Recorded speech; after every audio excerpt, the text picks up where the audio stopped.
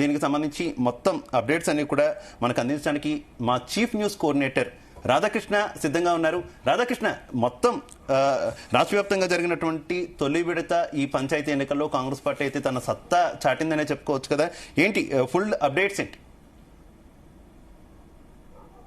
ఎంతో ఉత్కంఠగా ఎదురు చూస్తున్నటువంటి మొదటి విడత గ్రామ పంచాయతీ ఎన్నికల ఫలితాలు దాదాపుగా 50-60% పైగా వచ్చాయి. సో మరికొన్ని మేజర్ గ్రామ పంచాయతీలకు సంబంధించి ఫలితాలు రావాల్సి ఉంది. సుమారుగా 3,000 పైగా గ్రామ పంచాయతీలకు సంబంధించి ఫలితాలు వచ్చాయి. సో మనకు ప్రస్తుతం వచ్చినటువంటి ఫలితాల్లో కాంగ్రెస్ పార్టీ మద్దతుదారుతో ఎక్కువగా అత్యధికంగా అధికార పార్టీ కాంగ్రెస్ పార్టీకి సంబంధించిన మద్దతుదారులు 1670 పైగా గెలిచారు. కాంగ్రెస్ పార్టీకి సంబంధించి మద్దతుదారులు ఉన్న వారందరూ కూడా అభ్యర్థులు సర్పంచులుగా గెలిచారు. సో మరోవైపు ఇక ప్రధాన ప్రతిపక్షంగా ఉన్నటువంటి బీఆర్ఎస్ ఎవరైతే మద్దతు తెలిపిందో వారికి దాదాపుగా 800 మంది 15 పైగా కూడా సర్పంచులుగా గెలిచారు. ఇక మరొక పార్టీ చాలా బీజేపీ ఎంతో మొదటి విడతలోనే తమ సత్తా చాడతామని చెప్పేసినటువంటి బీజేపీ సుమారుగా 145 స్థానాల పైగా బీజేపీ మద్దతుదారులు ఎక్కడైతే ఉన్నారో వాళ్ళు సర్పంచులుగా గెలిచారు. ఇక వీరితో పాటుగా ప్రధాన పార్టీతో పాటు ఈసారి అదే స్థాయిలో కొంత అంటే 370 పైగా స్థానాల్లో స్వతంత్ర అభ్యర్థులు కూడా ఇవాళ సర్పంచులుగా గెలుపొందారు. సో ప్రస్తుతం మనకు కేవలం ఒక 3,000 గ్రామ పంచాయతీ ఫలితాలే వచ్చాయి. సో మరికొద్ది గంటలు కూడా పట్టవచ్చు. 11-11:30 వరకు కూడా పూర్తి స్థాయిలో ఇక మొత్తం ఫలితాలు రావడానికి అవకాశం ఉంటుంది. సో తొలి విడతలో ప్రధానంగా 4,000కు సంబంధించి 4,236 గ్రామ పంచాయతీలకు మొదటి విడత ఈ రోజు ఎన్నికలు జరిగాయి. సో దాదాపుగా సుమారుగా అవుట్ ఆఫ్ ఏంటంటే 56,19,000 పైచిలుగా మంది మొత్తంగా ఓటింగ్ లో పాల్గొన్నారు. ఉన్నప్పటికీ దాంట్లో 85% పైగా అందరూ ఉత్సాహంగా ఓటింగ్ లో పాల్గొన్నారు. సో ఈ రోజుకు మనకు తెలిసిన ప్రకారం 45,15,141 మంది ఓటింగ్ లో పాల్గొన్నారు. చాలా ఉత్సాహంగా 85% మంది ఓటింగ్ లో పాల్గొని మొదటి విడతలో తమ ఓటు హక్కును వినియోగించుకున్నారని చెప్పవచ్చు. సో సుదూర ప్రాంతాల్లో ఉన్నప్పటికీ తమ గ్రామంలో అభివృద్ధి కోసం ఒక మంచి నాయకుడిని సర్పంచ్గా ఎన్నుకోవాల్సిన అవసరం ఉందనే ఉద్దేశంతో ఇటీవల అంటే కేవలం నగరాల్లో కావచ్చు వివిధ దూర ప్రాంతాల్లో ఉన్నప్పటికీ వాళ్ళు తమ సొంత గ్రామానికి వచ్చి ఉత్సాహంగా ఆనందంగా ఓటు హక్కును వినియోగించుకున్న పరిస్థితి కనబడుతోంది. సో దీంతో గ్రామ పంచాయతీలో ఒక సందడి వాతావరణం నెలకొంది. సుమారుగా 21 నెలల తర్వాత ఇక సర్పంచ్ ఎన్నికలు స్థానిక సంస్థల ఎన్నికలు జరగడంతో ఆ గ్రామంలో కూడా అంత ఒక పండుగ వాతావరణం నెలకొంది. సో ఒక ఏంటంటే మొదటి విడతలో అంతా కూడా చాలా ప్రశాంతంగా ఉదయం 7 గంటల నుంచే ఆ పోలింగ్ ప్రారంభమైంది. సో 1 గంట వరకు కూడా ప్రశాంత ఎక్కడ ఒకటో చిన్న చిదురుముదురు ఘటనలు మినహా దాదాపుగా 99% ప్రశాంతంగా ఒక మొదటి విడత సర్పంచ్ ఎన్నికలు జరిగాయి. సో కౌంటింగ్ కూడా అదే స్థాయిలో జరుగుతూ ఉంది. సో కొంత కౌంటింగ్ లో సంబంధించి మాత్రం చాలా రకరకాల విశ్లేషణలు వినబడుతున్నప్పటికీ సో ఎట్లాగైనా అధికార పార్టీకి మొదటగా సర్పంచ్ కి సంబంధించి అధికార పార్టీ ఎందుకంటే ఇవి గుర్తు పైన జరిగినాయి కాదు, కేవలం ఆయా పార్టీలు సూచించిన వ్యక్తులు ఇక్కడ మద్దతు తెలిపిన వ్యక్తులు గెలవడమే తప్ప ఇది పార్టీ గుర్తులపై జరగని ఎన్నికలు కాబట్టి సో వీటికి ప్రాధాన్యం ఒక వైపు ఇస్తూనే మరోవైపు కూడా చర్చ జరుగుతూ ఉంటుంది. సో సాధారణంగా ఇప్పుడు జరిగిన ఎన్నికల్లో ఎక్కడ సరే సర్పంచ్ ఎన్నికలు స్థానిక సంస్థలు ఎప్పుడు జరిగినప్పటికీ అధికార పార్టీ వైపే ప్రజలు మొగ్గు చూపుతారు అనేది ఒక విశ్లేషణ వినబడుతూ ఉంటుంది తరచుగా. ఎందుకంటే అది మనం చూస్తూ ఉన్నాము, అది దశాబ్దాలకు కూడా నడుస్తూ ఉంది. ఎందుకంటే అధికారంలో ఉన్న పార్టీ ఉంటే ఆ సంబంధించిన పార్టీకి సంబంధించిన వ్యక్తి మద్దతుదారు ఎన్నిక సర్పంచ్ గా గెలిస్తే ఆ గ్రామ అభివృద్ధికి తోడ్పడే అవకాశం ఉంటుందని చెప్పేసి మెజార్టీ ప్రజలు తమ ఓటర్లు కూడా ఆలోచించే విధానం ఉంటుంది. కాబట్టి సహజంగానే పార్టీ గతంలో బీఆర్ఎస్ కూడా చూసాం, బీఆర్ఎస్ అధికారంలో ఉన్నప్పుడు కూడా అత్యధిక స్థానాల్లో సర్పంచ్ గా గెలుచుకున్న పరిస్థితి ఉంది. సో ఇప్పుడు కాంగ్రెస్ కూడా అదే స్థాయిలో ఎక్కువ స్థాయిలో సర్పంచ్ను గెలుచుకున్న పరిస్థితి ఉంది. సో దాదాపుగా ఇప్పుడున్న పరిస్థితి ప్రకారం చూస్తూ ఉంటే కాంగ్రెస్ పార్టీకి 1900 పైగా కూడా 1900 నుంచి 2000 పైగా మెజార్టీగా ఎవరైతే కాంగ్రెస్ పార్టీ మద్దతుదారులు సర్పంచులుగా ఎన్నికయ్యే అవకాశం ఉంటుంది. సో అదే స్థాయిలో ఇటు బీఆర్ఎస్ కూడా ప్రధాన పక్షంగా ఉన్న బీఆర్ఎస్ కూడా దాదాపు 900 పైచీలుగా కూడా 900 నుంచి 1000 మధ్యలో కూడా ఇక సర్పంచ్ అభ్యర్థులు గెలిచే అవకాశం ఉంటుంది సర్పంచులుగా బీఆర్ఎస్ మద్దతు తెలిపిన అభ్యర్థులు. అదే సందర్భంలో ఇక బీజేపీ కూడా గతంలో లేపునట్టుగా ఈసారి కొంత పుంజుకుందని చెప్పవచ్చు. సో ఓటు బ్యాంకు ఇటీవల కాలంలో బీజేపీ తెలంగాణలో వరుసగా అసెంబ్లీ ఎన్నికల్లో కావచ్చు పార్లమెంట్ ఎన్నికల్లో కొంత తమ ఓటు బ్యాంకును పెంచుకుంది. సో అది కూడా ఇక్కడ రిఫ్లెక్ట్ అవుతుంది. సుమారుగా ఇప్పటికి మనకు 200 పై చిలుకు కూడా బీజేపీ కూడా గెలిచే అవకాశం ఉంటుంది. ఇక ఇంకా ఇండిపెండెంట్లు కూడా అదే స్థాయిలో 400 పైగా ఇండిపెండెంట్ కూడా గెలిచే అవకాశం ఉంది. సో ఒకరు ఓవరాల్ గా చూస్తూ ఉంటే సో ఎన్నికలు మాత్రం చాలా ప్రశాంత వాతావరణంలో జరిగాయి. సో అభివృద్ధి కోసం తమ గ్రామ అభివృద్ధి కోసం సర్పంచులు ఎన్నుకున్నారు. సో ఈసారి ఎన్నికల్లో మాత్రం చాలా ఉత్సాహంగా ఎక్కువ మంది యువత పాల్గొన్నారు. యువత కూడా ఓటు హక్కును తాము వినియోగించుకోవడం పాటు ఎన్నికల్లో నిలవడంతో పాటు ఓటు హక్కు అందరూ వినియోగించుకోవాలని చెప్పేసి కొంత యువత కూడా కొంత గ్రామాల్లో అంటే సోషల్ మీడియాలో కావచ్చు ఏ ఊరికి ఆ గ్రామంలో ఉన్నటువంటి యువత కూడా అందరూ ఓటు హక్కును వినియోగించుకొని తమ గ్రామ అభివృద్ధికి ఎవరైతే పాటుపడతారో ఆ అభ్యర్థిని సర్పంచ్ గా ఎన్నుకోవాలని చెప్పేసి కూడా కొంత యువత ఇనిషియేషన్ తీసుకోవడం వల్ల ఓటు సంబంధించి పోలింగ్ శాతం గణనీయంగా పెరిగిందని చెప్పొచ్చు. సుమారు 85% పెరిగింది. సో ఇది చాలా మంచి ఓటు, ఎందుకంటే గ్రామ పంచాయతీలకు సంబంధించి సర్పంచ్కి సంబంధించి మంచి పోలింగ్ అని చెప్పవచ్చు. సో మొదటి విడతలో సో అయితే ఇప్పుడున్న పరిస్థితుల్లో ఈ యొక్క మొత్తం విశ్లేషణ చూస్తుంటే కొన్ని చోట్ల ఈ రోజు జరిగిన ఎన్నికల్లో కొంత ఆసక్తికరమైన అంశాలు కూడా మనం ఒకటి చూడాల్సి ఉంటుంది. సో ఈ ఎన్నికల్లో అత్యధికంగా అంటే అత్యధిక వయస్కుడు అని చెప్పవచ్చు మాజీ మంత్రి జగదీష్ రెడ్డి ఆ తండ్రి రామచంద్రారెడ్డి ఉండకంట్ల రామచంద్రారెడ్డి సూర్యాపేట జిల్లా నాగారం సర్పంచ్ గా గెలిచాడు. సో ఇది రకమైన ఆసక్తికర అంశం, ఎందుకంటే మాజీ మంత్రిగా ఉన్నారు. ఆ మాజీ మంత్రి ఫాదర్ రామచంద్రారెడ్డి 95 ఏళ్ల వయసులో నాగారం సర్పంచ్ గా ఎన్నికై చాలా అందరికీ అంటే ఈ ఏజ్ లో కూడా అతను ఎందుకంటే ప్రజలకు సేవ చేయాలనే ఒక ఉద్దేశంతో సర్పంచ్ కావడం. సో నేటి తరానికి ఒక గ్రామ అభివృద్ధికి సర్పంచ్ గా ఎన్నికవడానికి కొంత నేటి రాజకీయాలు రావాల్సిన అవసరం ఉందని చెప్పేసి యువతకు ఒక ఆదర్శంగా నిలుస్తున్నాడు. సో 95 సంవత్సరాల్లో కూడా అతను యాక్టివ్ గా సర్పంచ్ ఎన్నికల్లో నిలబడి గెలుపొందాడు. సో గుండకంట్ల రామచంద్రారెడ్డి మాజీ మంత్రి జగదీష్ రెడ్డి తండ్రి. సో మొత్తంగా అదొక అంశం. అయితే ఇక్కడ చాలా చోట్ల కొన్ని చోట్ల ఏంటంటే అభ్యర్థులు ఇద్దరికి ఇటు బీఆర్ఎస్ మద్దతు కావచ్చు, అదేవిధంగా బీజేపీ కావచ్చు, కాంగ్రెస్ కొంతమంది ఆ అభ్యర్థులు ఎవరైతే ఉన్నారో సమానంగా ఓట్లు రావడంతో కొన్ని చోట్ల లాటరీ వేసి అభ్యర్థిని సంబంధించి డిసైడ్ చేశారు. సర్పంచ్ అభ్యర్థిని ఎవరు చేశారో డిసైడ్ చేశారు. మరికొన్ని చోట్ల టాస్ వేసి కూడా అభ్యర్థి సర్పంచ్ గా ఎవరు ఎన్నుకున్నారో చేశారు. సో అట్లాంటి కొన్ని మనం చూద్దాము. సో ఆదిలాబాద్ జిల్లా ఇచ్చోడ మండలంలోని దాబాబి గ్రామంలో బీఆర్ఎస్ బీజేపీకి సమానంగా ఓట్లు వచ్చాయి. సో దీంతో అక్కడ అధికారులు టాస్ వేశారు. టాస్ లో బీఆర్ఎస్ సంబంధించి మద్దతుదారు గెలుపొందారు. ఇక్కడ మరొక అంశం ఏంటంటే ఇక ఎక్కడైతే సిరిసిల్ల జిల్లాకు సంబంధించి చింతల్టానాలో కూడా ఇట్లాంటి పరిస్థితి అంటే ఒక అనూహ్యం ఒక విషాద ఘటన అని చెప్పవచ్చు. సో సిరిసిల్ల జిల్లా చింతల్టానాలో మురళి అనే ఒక అభ్యర్థి 55 సంవత్సరాలు. సో 5 రోజుల క్రితం అతను ఆ సర్పంచ్ బీఆర్ఎస్ మద్దతుతో సర్పంచ్ అభ్యర్థిగా ఆ రంగంలో దిగాడు. సో ఉత్సాహంగా సర్పంచ్ అవుతాను, గ్రామ అభివృద్ధికి కట్టుబడతానని చెప్పేసి అందరి ఓటర్లను కూడా ఆకట్టుకోగలిగాడు. కానీ 5 రోజుల క్రితం దురదృష్టవశాత్తు అతను గుండెపోటుతో మరణించాడు. సో అది ప్రజలు మాత్రం అతను సురేష్ నమ్మకాన్ని మాత్రం పక్కన పెట్టలేదు. సో అతన్ని గెలిపించి అతనికి సంబంధించి అతడు అభివృద్ధికి చేస్తాడు, లేకుంటే అతను ఉన్నటువంటి నీతి నిజాయితీకి అతని గెలుపుని ఒక నిదర్శనంగా చెప్తున్నాడు. సో దురదృష్టవశాత్తు 5 రోజుల క్రితం చనిపోయి మృతి చెందాడు గుండెపోటుతో. అయినప్పటికీ అక్కడ మురళికి అత్యధిక ఓట్లు రావడంతో ఇప్పుడు ఏం చేయాలి అని చెప్పేసి అధికారులు కూడా కొంత తర్జన పడుతున్నారు. సో ఇప్పటికీ అక్కడ చింతల్టానాకు సంబంధించి గ్రామ పంచాయతీ సంబంధించి ఎవరు గెలుపు అనే దానిపైన అధికారులు ఒక నిర్ణయం తీసుకోలేదు. సో ఆర్ఓ అక్కడ నుంచి ఉన్నతాధికారులకు సంబంధించి ఈ సమాచారం అందించారు. సో ఏం చేయాలి? సో ఆల్రెడీ మురళి 5 రోజుల క్రితం చనిపోవడంతో ఇప్పుడు ఆ ఫలితం పైన ఏం చేయాలని దానిపైన లేకుంటే రెండో అభ్యర్థి ఎవరున్నారో అతన్ని ప్రకటిస్తారా, లేకుంటే తిరిగి ఎన్నికలు నిర్వహిస్తారా అనే దానిపైనే కొంత తర్జన కొనసాగుతుంది. సో ఇప్పుడు ఆ ఫలితం పైన కూడా ఉత్కంఠ నెలకొందని చెప్పవచ్చు.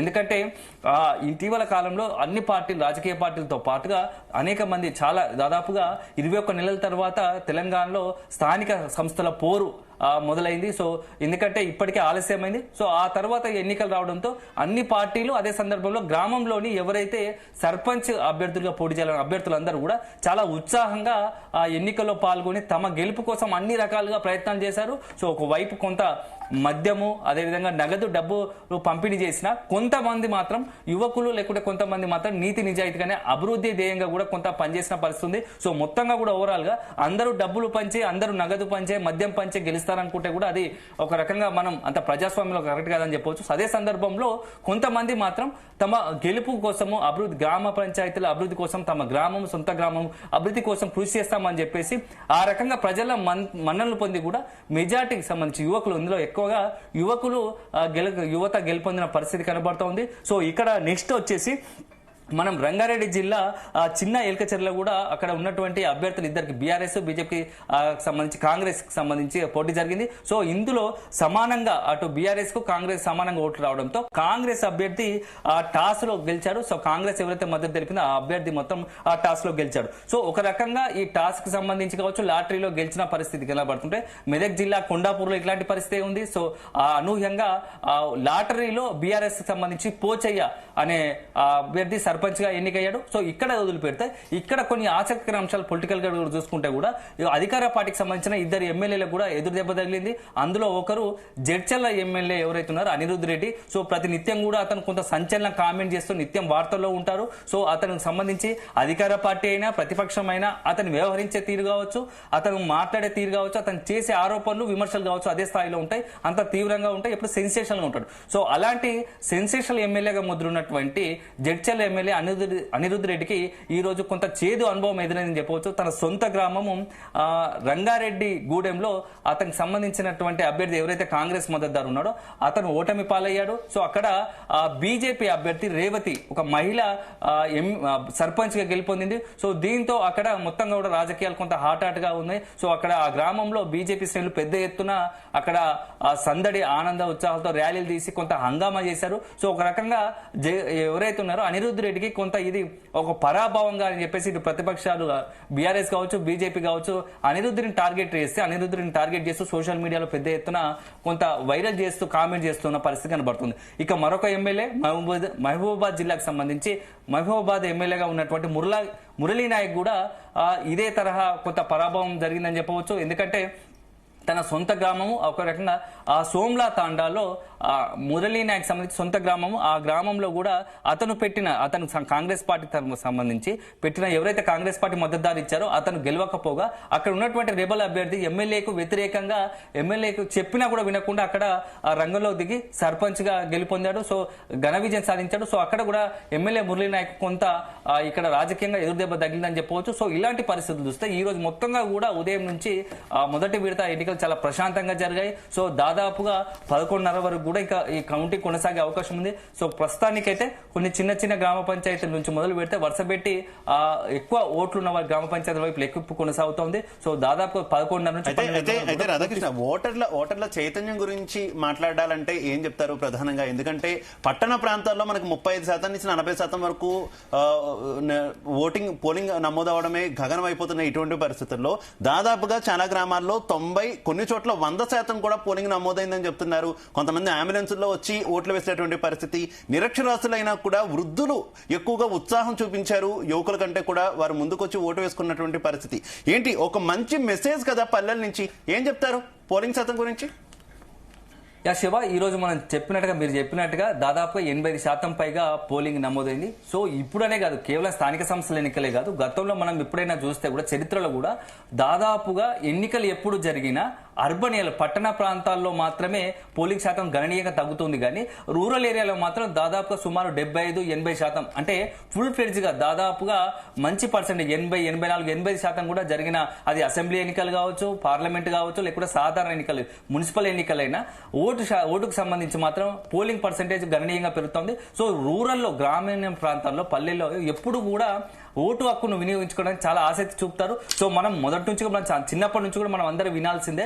ఎందుకంటే ఓటు హక్కు వినియోగించుకున్నాడు అసలు మనం మనిషి ఉన్నామా లేమా అన్నట్టుగా కూడా కొంత పల్లెలో ఒక ప్రచారం ఉంది. సో ఓటు హక్కును ఖచ్చితంగా ఉంది కాబట్టి మనం వినియోగించుకోవాల్సిందే అని చెప్పేసి కూడా పల్లెలో ఒక రకంగా దీన్ని చాలా స్ట్రిక్ట్ గా ఫాలో అవుతుంటారు. సో ఏ ఎన్నిక జరిగినా అందరూ కూడా ఓటు హక్కు వినియోగించుకొని ఏ ఎన్నిక జరిగినా ప్రతి ఒక్కరు కూడా పల్లెకి సంబంధించి పల్లె ప్రజలు తమ ఓటు హక్కును వినియోగించుకుంటారు. సో యాదృచ్ఛికంగా ఎప్పటి నుంచో కూడా ఏ ఎన్నిక జరిగినా పల్లె ప్రాంతాల్లో మాత్రం రూరల్ లెవెల్లో గణనీయంగా దాదాపు 80-75% పైగానే, తక్కువ 75% పైగానే అక్కడ పోలింగ్ శాతం నమోదవుతుంది. సో ఇది ఒక రకంగా చూసుకుంటే భవిష్యత్తులో కావచ్చు గతం నుంచి ఎప్పటి నుంచి అయినా రూరల్లో జరిగినంత ఓటు పర్సంటేజ్ పోలింగ్ పర్సంటేజ్ వేరే ఎక్కడికి అయితే పట్టణ ప్రాంతాలు అర్బన్ ఏరియాకి వచ్చేసరికి మాత్రం ఎప్పుడు తగ్గుతూ వస్తుంది. సో రీసెంట్ గా మనం జూబ్లీ ఉప ఎన్నికల్లో కూడా చూసాం, కనీసం 50% కూడా దాటని పరిస్థితి. సో రకరకాల ఈక్వేషన్స్ ఉంటాయి. కొందరు ఏంటంటే పల్లె రెండు చోట్ల కూడా ఓటు హక్కును కలిగి ఉండడం, కొందరు ఏంటంటే అంటే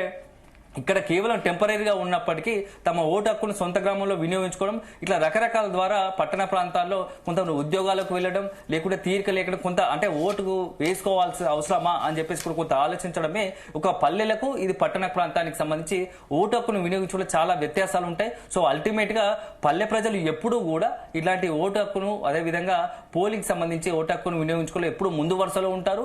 అది ఎప్పటి నుంచో వస్తుంది. సో ఇప్పుడు కూడా అదే రకంగా తమ సత్తాను చాటాలని చెప్పవచ్చు. సో ఒక రకంగా పల్లెల్లో ఈ యొక్క ఓటు హక్కును వినియోగించుకోవడం. Coming to politics Radhakrishna, Congress అయితే సత్తా చాటింది. ఇప్పటి వరకు అయితే 1682 మంది కాంగ్రెస్ బలపరిచిన అభ్యర్థులు అయితే గెలుపొందినట్టయితే మనకు తెలిసినటువంటి పరిస్థితి. ఈ ఫిగర్ ఇంకా కూడా పెరిగే అవకాశం ఉంది. ఇంకా పూర్తిస్థాయి ఫలితాలు రాలేదు కాబట్టి ఏంటి కాంగ్రెస్ కి అనుకూలంగా పనిచేసినటువంటి ఫ్యాక్టర్స్ ఏమనుకోవచ్చు ఈ తొలి విడత ఎన్నికల్లో? శివ, ఖచ్చితంగా ఈ స్థానిక సంస్థల ఎన్నికలు మనం మొదటి నుంచి మనం చెప్పుకోవాల్సిన ఒకటే మాట, ఇవి పార్టీ గుర్తుపైన జరగవు. అదే సమయంలో ఆ పార్టీకి సంబంధించి మద్దతుదారులను గెలిపించుకునే ప్రయత్నంలో భాగంగా ఉంటాయి. సో మొదటి నుంచి కూడా అధికార పార్టీకి ఈ యొక్క స్థానిక సంస్థల ఎన్నికల్లో కొంత అడ్వాంటేజ్ ఉంటుంది. ఎందుకంటే మనం ఏ గ్రామ పంచాయతీ అయినా ఆ అభివృద్ధి కోసం కట్టుబడి ఉంటుంది కాబట్టి. సో కాంగ్రెస్ అధికార పార్టీ ఎవరున్నా సరే, కాంగ్రెస్, బీజేపీ, బీఆర్ఎస్ ఎవరున్నా సరే, ఆ పార్టీ మద్దతు ఉంటే వారు గెలిపించుకుంటే భవిష్యత్తులో గ్రామ అభివృద్ధికి ఆస్కారం ఉంటుంది, అవకాశం ఉంటుంది అనే ఉద్దేశంతోనే మెజార్టీ ఓట్లు అది సహజంగానే ఎవరైనా సరే ఆలోచించే పరిస్థితి కనబడుతోంది. సో ఇప్పుడు వస్తున్న ఫలితాలు కూడా దానికి అనుగుణంగానే ఉన్నాయి. సో గతంలో కూడా మనం బీఆర్ఎస్ కు చూసాం. ఇంకా దీనికి సంబంధించి బీఆర్ఎస్ స్థానిక సంస్థ ఎన్నికల్లో సర్పంచ్ ఎన్నికల్లో కూడా మెజార్టీకి సంబంధించి సర్పంచ్ పదవులు సర్పంచ్ స్థానంలో కైవసం చేసుకున్న పరిస్థితి. అది దాంతో పాటుగా ఆ తర్వాత జరిగిన జెడ్పీ ఎన్నికల సంస్థ అది పార్టీ గుర్తుపై జరుగుతాయి. ఆ పార్టీ గుర్తుపైన దాదాపుగా ఉన్న జిల్లాలు మొత్తం క్లీన్ స్వీప్ చేసింది. 100% జెడ్పీ స్థానాలు కైవసం చేసుకుంది. కానీ అది జరిగిన తర్వాత నెక్స్ట్ అసెంబ్లీ ఎన్నికలకు వచ్చేసరికి దానికి పూర్తిగా భిన్నమైన ఫలితాలు. సో మొత్తం స్థానిక సంస్థలు కావచ్చు, జెడ్పీకి సంబంధించి పార్టీ గుర్తుపై జరిగే జెడ్పీ చైర్మన్లు 100% గెలుచుకున్నప్పటికీ అదే సందర్భంలో అసెంబ్లీ ఎన్నికలకు వచ్చేసరికి దానికి పూర్తి స్థాయిలో అధికారం కోల్పోయే పరిస్థితి ఉంది. సో ఎన్నికల స్థానిక సంస్థలకు సంబంధించి ఈ ఫలితాలను మనం ప్రామాణికంగా తీసుకోకపోవచ్చు. కానీ అదే సందర్భంలో కొంత రిఫ్లెక్ట్ అంటే పార్టీకి సంబంధించి అధికార పార్టీపై సానుకూలత ఉన్న అదే సందర్భంలో ప్రతిపక్ష పార్టీకి సంబంధించి కూడా కొంత పికప్ కాలేదు. ఎందుకంటే ఆశించిన స్థాయిలో నిజంగా కూడా బీఆర్ఎస్ ఆశించిన స్థాయిలో ఇప్పుడు ఫలితాలు లేవని చెప్పవచ్చు. సో ఇప్పుడు ప్రస్తుతానికి ఓవరాల్ గా 3142 పైగా గ్రామ పంచాయతీకి సంబంధించి ఫలితాలు వస్తే దాంట్లో సుమారుగా మొత్తంగా కూడా 1732 పైగా కాంగ్రెస్ గెలుపొందగా కేవలం 871 మాత్రమే బీఆర్ఎస్ పరిమితమైంది. అంటే బీఆర్ఎస్ దాదాపుగా ఈక్వల్ టు కాంగ్రెస్ తో సమానంగా తమకు వస్తాయి. ఎందుకంటే 2 ఏళ్ల పాలనలో సీఎం రేవంత్ రెడ్డి 2 ఏళ్ల పాలనలో గ్రామాల అభివృద్ధి కావచ్చు, పల్లెల అభివృద్ధి కావచ్చు, పూర్తి స్థాయిలో తెలంగాణలో అభివృద్ధి కుంటుపడింది. తెలంగాణ ప్రజలందరూ కూడా కాంగ్రెస్ పట్ల తీవ్ర వ్యతిరేకతలో ఉన్నారు, అసంతృప్తితో ఉన్నారని చెప్పేసి పదే బీఆర్ఎస్ చెప్తూ వస్తుంది. సో స్థానిక సంస్థ ఎన్నికల్లో ఖచ్చితంగా బీఆర్ఎస్ కు అనుకూలమైన ఫలితాలు వస్తాయి. ఆ ఫలితాలతో మొత్తంగా కూడా కాంగ్రెస్ పై వ్యతిరేకత బయటపడుతుందని చెప్పేసి కూడా చెప్పుకుంటూ వచ్చింది. కానీ ఇప్పుడు ఫలితాలు చూస్తే మాత్రం కొంత కాంగ్రెస్ పార్టీకి అనుకూలంగానే కనబడతా ఉన్నాయి. సో దాని కూడా రకరకాల ఈక్వేషన్స్ ఉన్నాయి. ఒకవైపు సంక్షేమ పథకాలు కావచ్చు, పెన్షన్ల కొనసాగింపు కావచ్చు, ఇటీవల సన్నబియ్యం కావచ్చు, అదే సందర్భంలో రుణమాఫీ కొంత మొత్తంగా కూడా ఒక గ్రామంలో కావచ్చు ఏ పార్టీని వన్ సైడ్ గా ఒకే పార్టీకి మొత్తంగా కూడా మద్దతుదారు ఉండరు. సో రకరకాలుగా ఒక పార్టీ కాంగ్రెస్ కి అనుకూలంగా ఉంటుంది, ఒక గ్రామంలో మరొక గ్రామంలో బీఆర్ఎస్ కి అనుకూలంగా ఉంటుంది. ఇతర రకరకాల ప్రజలకు సంబంధించి ఒపీనియన్ పరంగా ఉంటుంది. సో ఈ సందర్భంగానే ఇప్పుడు వచ్చిన ఫలితాలు కూడా కొంత అధికార పార్టీకి వైపు ఫ్లెక్సింగ్ గా ఉన్నాయి. సో ఇది మొదటి విడతకు సంబంధించి దాదాపుగా కాంగ్రెస్ పార్టీ, ఎందుకంటే గతంలో ఎప్పుడు లేనట్టుగా కూడా ఇటు అన్ని పార్టీలు అధికార పార్టీ కాంగ్రెస్ తో పాటు బీఆర్ఎస్, బీజేపీ కూడా స్థానిక సంస్థల ఎన్నికలను కూడా చాలా ప్రతిష్టాత్మకంగా తీసుకున్నాయి. గెలుపు ఖచ్చితంగా గెలిచి తీరాలనే ఒక ఉద్దేశంతో సాధారణ ఎన్నికలు ఎట్లయితే ఎన్నికల ప్రచారం నిర్వహిస్తారో అదే స్థాయిలో ఎమ్మెల్యేలు, ఇతర కీలక నేతలు అందరూ కూడా అక్కడ ఉన్నటువంటి తమ పరిధిలో, నియోజక పరిధిలో మొత్తంగా కూడా స్వతహాగానే అక్కడ ఉండి 2-3 రోజులుగా అక్కడే తిష్ట వేసి మొత్తం కూడా ఈ సర్పంచ్ ఎన్నికలను మానిటరింగ్ చేశారంటేనే ఎంత సీరియస్ గా తీసుకున్నారో మనం అర్థం చేసుకోవచ్చు. సో ఒక రకంగా ఇటు బీఆర్ఎస్ కావచ్చు, బీజేపీ కావచ్చు, కాంగ్రెస్ పార్టీ 3 పార్టీలు కూడా ఇక స్థానిక సంస్థల ఎన్నికలను అత్యంత ప్రతిష్టాత్మకంగా తీసుకున్నాయి. ఎందుకంటే రేపటి రోజున ఎన్నికలు ఏవి జరిగినా ఆ ఎన్నికల్లో తమకంటూ అక్కడ ఉన్న సర్పంచులే లేకుంటే వార్డు మెంబర్లే అత్యంత కీలకం కాబట్టి వారిని సిద్ధం చేసుకునే ప్రయత్నంలో భాగంగా తరుణంలోనే ఇప్పుడు ఈ ఎన్నికలు ప్రతిష్టాత్మకంగా తీసుకునే తెలుస్తుంది. సో అల్టిమేట్ గా మొదటి విడత ఈరోజు జరిగిన ఎన్నికలు మాత్రం చాలా ప్రశాంతంగా జరిగాయి. కౌంటింగ్ ఫలితాలు వెలువడుతూ ఉన్నాయి. సుమారు ఇంకా 1000 ఫలితాలు దాదాపుగా 4,236 సంబంధించి దాదాపుగా 3,000కు సంబంధించి 3,151 ఫలితాలు వచ్చాయి. మరొక 1000 ఫలితాలు రావాల్సింది. సుమారుగా గంటన్నరలో మొత్తంగా 11:30-12 లోపు కూడా పూర్తి స్థాయి ఫలితాలు వచ్చే అవకాశం ఉంది. సో అల్టిమేట్ గా ఇప్పుడున్న ట్రెండ్ ఫాలో అయితే ఇప్పుడు ఉన్నటువంటి పరిస్థితి చూస్తే అధికార పార్టీ కొంత ఫ్లెచ్చింగ్ వ్యవస్థ ఉంటుంది. సో 2,000కు పైగా కూడా పైచీలకు కూడా స్థానాలను కాంగ్రెస్ పార్టీ కైవసం చేసుకునే పరిస్థితి ఉంది. అదే సందర్భంలో ఇటు బీఆర్ఎస్ పార్టీ కూడా అదే స్థాయిలో అంటే కాంగ్రెస్ పార్టీకి వచ్చిన దాంట్లో 50% పైగా స్థానాలు ఇటు బీఆర్ఎస్ కూడా 1000కి పైగా సర్పంచ్ స్థానాన్ని కైవసం చేసుకునే పరిస్థితి ఉంటుంది. అదే సందర్భంలో ఇక ఇండిపెండెంట్లు 394 పైగా, అదే సందర్భంలో బీజేపీ కూడా 150కి పైగా స్థానాలు సర్పంచ్ అభ్యర్థులు ఏదైతే బీజేపీ మద్దతు తెలిపిందో ఆ అభ్యర్థులందరూ కూడా సర్పంచులుగా ఎన్నికయ్యే అవకాశం కనబడతా ఉంది. సో అల్టిమేట్ గా ఇప్పుడున్న పరిస్థితి ట్రెండింగ్ బట్టి చూస్తే ఇది తాజాగా స్థానిక సంస్థలకు సంబంధించి సర్పంచ్ ఎన్నికల ఫలితాలపై present situation. Shiva okay Radhakrishna. So మొత్తానికి తెలంగాణ పంచాయతీ ఎన్నికల్లో అయితే అధికార కాంగ్రెస్ పార్టీనే హవా కొనసాగించింది. తొలి దశ ఎన్నికల్లో అన్ని జిల్లాల్లో కూడా కాంగ్రెస్ పార్టీ బలపరిచిన అభ్యర్థులు మెజారిటీ స్థానాలు గెలుచుకున్నాయి. మొత్తానికి కాంగ్రెస్ అయితే మంచి జోష్ లో ఉంది. బీఆర్ఎస్ కూడా పోటీలో ఉంది. బట్ కాంగ్రెస్ అయితే మంచి సీట్లు సాధించింది. ఇప్పుడు మనం సారాలు చూసుకుంటే కాంగ్రెస్ 1682 స్థానాలు గెలుచుకుంది. అలాగే బీఆర్ఎస్ 829, ఇక బీజేపీ 141 స్థానాలు గెలుచుకుంది. ఇక ఇతరులు 372 స్థానాలు గెలుచుకున్నారు. శివ, రాధాకృష్ణ ఒక ఇంట్రెస్టింగ్ విషయం చెప్పారు. 95 ఏళ్ల వయసులో మాజీ మంత్రి జగదీష్ రెడ్డి ఫాదర్ రామచంద్రారెడ్డి గారు గెలుపొందారు నాగారం పంచాయతీకి సర్పంచ్ గా. అంటే ఒక 40 రాగానే ఇంకా అయిపోయింది మా లైఫ్ అనుకునే వాళ్ళని నిజంగా ఈయన్ని ఆదర్శంగా తీసుకోవాలి. 95 ఇయర్స్ నిజంగా చాలా great age. Is just number అని ప్రూవ్ చేశారు. అందులోనూ ఆయన కుమారుడు కూడా క్రియాశీల రాజకీయాలు ఉన్నారు, మంత్రిగా పనిచేశారు. స్టిల్ ఇప్పటికీ కూడా ఆయన జిల్లాలో చాలా యాక్టివ్ గా బీఆర్ఎస్ పార్టీ నుంచి ఉన్నటువంటి వ్యక్తి. అయినా కూడా ఈయన ఈ వయసులో కూడా పోటీ చేయడం, మళ్ళీ గెలుపొందడం కూడా నిజంగా ఆదర్శం అని చెప్పుకోవచ్చు. అంటే ఇంట్లో కూర్చుని తినే వయసు అనుకుంటారు 95, బట్ ఆయన నిజంగా ప్రచారం చేశారు, గెలుపొందారు. ఇది యువత నిజంగా ఈయన ఆదర్శంగా తీసుకోవాలి. అప్పుడే లైఫ్ అయిపోయింది అనుకున్న వాళ్ళకి చాలా చాలా బెస్ట్ ఎగ్జాంపుల్. రాధాకృష్ణ చాలా ఇంట్రెస్టింగ్ పాయింట్ చెప్పారు. అలాగే చెర్ల మురళి, ఆయన లేకపోయినా కూడా ఆయన విజయాన్ని ఒక ఎగ్జాంపుల్ గా తీసుకోవచ్చు. అంటే మనం చేసే మంచి మనం ఉన్నా లేకపోయినా మనకి ఎలాంటి రిజల్ట్ ఇస్తుంది అనేది చెర్ల మురళి ఎగ్జాంపుల్. ఇవాళ జరిగిన ఎన్నికల్లో ఆయన విజయం. సో మొత్తానికి ఇక బీజేపీ అయితే చెప్పుకుంటోంది తొలి దశ ఎన్నికల్లోనే 40 స్థానాల్లో గెలుపొందడం చాలా సంతోషంగా ఉందని చెప్పారు Karimnagar parliament BJP convener Praveen Rao garu. ఇక కాంగ్రెస్ విషయానికి వస్తే తెలంగాణ పీసీసీ అధ్యక్షుడు మహేష్ కుమార్ గౌడ్ కూడా గ్రామ పంచాయతీ స్థాయి నుంచే అన్ని సమస్యల మీద ఫోకస్ చేయడం, మంత్రులు, ఎంపీలు, ఎమ్మెల్యేలు అందరూ స్థానిక నాయకులతో కలుసుకుంటూ ప్రచారం చేస్తూ పని చేయడం వల్ల ఈ రిజల్ట్స్ వచ్చాయి. ప్రజలకి మా మీద నమ్మకం ఉంది 100%. గ్రామాల్లో కూడా ఈ రిజల్ట్ దానికి ఎగ్జాంపుల్ అయింది. కొంతవరకు టీపీసీ చీఫ్ ఇచ్చినటువంటి స్టేట్మెంట్ అయితే యాక్సెప్ట్ చేయొచ్చు రెహానా. ప్రధానంగా కాంగ్రెస్ పార్టీ అయితే సర్వశక్తులు ఒడ్డిందనే చెప్పుకోవచ్చు. బీఆర్ఎస్ మాత్రం పూర్తి స్థాయిలో ఫోకస్ అయితే పెట్టలేదేమో అనిపించింది. కొంత ప్రజా వ్యతిరేకతని ఎక్కువగా నమ్ముకున్నట్టు మనకి కనిపించినటువంటి పరిస్థితి. కానీ భారతీయ జనతా పార్టీ ఇచ్చినటువంటి స్టేట్మెంట్ కు అనుగుణంగా అయితే ఫలితాలు ఎక్కడ కూడా కనిపించట్లేదు. తనకి పట్టున్నటువంటి నియోజకవర్గాలు, ఎమ్మెల్యేలు, ఎంపీలు ఉన్నటువంటి స్థానాల్లో కూడా ఎక్కడ కూడా కొంత ఇబ్బంది పడినటువంటి సిచ్యువేషన్ అయితే చూద్దాం. దాదాపుగా ఇందాక మనకి రాధాకృష్ణ అందించినట్టు ఇవే ఫలితాలు సార్వత్రిక ఎన్నికల్లోనూ అసెంబ్లీ ఎన్నికల్లోనూ రిఫ్లెక్ట్ అవుతాయి అనుకుంటే గత అనుభవాల దృష్ట్యా ఖచ్చితంగా కూడా కాదని మనం చెప్పుకోవచ్చు. చూద్దాం. నెక్స్ట్ ఇంకా కూడా చాలా ఫోకస్ చేయాల్సిన సిచ్యువేషన్. ఎందుకంటే ప్రతిసారి కాంగ్రెస్ ఎక్కడ లేదు, జస్ట్ ఇంకా అయిపోతుంది అని చెప్తూ ఉంటది. బట్ ఈ రిజల్ట్స్ ని కూడా డెఫినెట్ గా బీఆర్ఎస్ కన్సిడర్ చేయాలి, డెఫినెట్ గా ఫోకస్ చేయాలి, ప్రజల్లోకి వెళ్ళాలి. రూరల్ లో కూడా కాంగ్రెస్ ఉంది, ఇక్కడ అర్బన్ లో కూడా కాంగ్రెస్ ఉంది అని కాంగ్రెస్ ప్రూవ్ చేసుకుంది. మొన్న జూబ్లీ హిల్స్ ఉప ఎన్నిక కూడా చాలా పోటాపోటీగా జరిగింది కాంగ్రెస్ కి, బీఆర్ఎస్ కి. బట్ ఇక్కడ కూడా విజయం సాధించింది. అండ్ పంచాయతీ ఎన్నికల్లో కూడా కాంగ్రెస్ చాలా మంచి విజయం సాధించింది. అయితే బీఆర్ఎస్ మాత్రం దీన్ని అంగీకరించట్లేదు శివ. ఎందుకంటే అంటే ఇప్పుడు అందరూ రియాక్ట్ అయ్యారు, మరి బీఆర్ఎస్ ఇంకా అఫీషియల్ గా ఎట్లా రియాక్ట్ అవుతుందో చూడాలి. అంటే ఏకగ్రీవం తీసేస్తే మాత్రం 50-50 రిజల్ట్స్ అని బీఆర్ఎస్ చెప్పుకుంటోంది.